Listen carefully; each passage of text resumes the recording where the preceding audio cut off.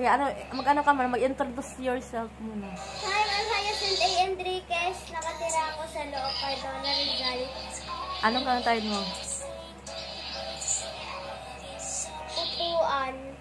Sige na. Di ba nasasali itong mahaba pa yun. Tayo po na nakaupo, subukan nyo naman tumayo. At baka matanaw ninyo ang tunay na kalagayan ko. Ganito kasi tao po, nandiyan po ba kayo sa loob ng malaking bahay at malawak na bakuran, mataas sa pader, pinapaligiran ng mga nakapilang mamahalin sa sakyan, mga patay na lagi bulong-bulong, wala namang kasal pero marami ang nakabarok, lumakas man ang wala na walang butas ang bubong, mga plano at kutsara na hindi kilala ang tutong at ang kanin ay simputin ng gatos na nakasakawin, kahit di na magpasko sa lamesa ay may hamon, ang sarap siguro manila sa bahay na ganyan, sabi pa nila dito hindi matatagpan taon, nung may-ari ng isang abuan, kapag may pagkakataon ay pinag-aagawan, kaya naman, hindi niya pinapakaulin. Kung makikita ko lang magsaya ka sa siguan, kayo po na nakaupo. Subukan nyo namang tumayo.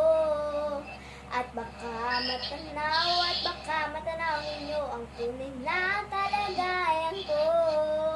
Mawalang galang na po sa taong nakaupo. Alam niyo po, patakal ng bigas namin ay piipo ng dingding ng bahay namin ay pinagtagtitag nangyari sa gabi ay sobrang init tumutunaw na yellow. Di kayang binino pangaligid sa inumin. Pinakulong tubig sa lumanta ko ring uling-uling. Gamit ang panggatong na inanod naman sa zero na nagsisilbing kusina sa umagay. Amin ba niyo ang aking inay may kayaman ng isang kaldero na nagagamit lamang pag ang aking ama ay sumeldo. Pero kulang na kulang pa rin. Kulang na toyo at asilaw. 50 pesos maghapo pagkakasyahin. Di ko alam kung maraming harang. Umataas lamang bako doon nagbubulag-bulaga lamang ko kaya. Dahil sa dami ng pera niya walang doktor makakapagpapalinaw na mata niya kaya.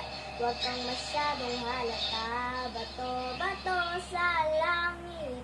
Ang matamaan ay huwag magalit. O bato sa langit. Ang matamaan ay huwag masyadong halata. Huwag kang masyadong halata.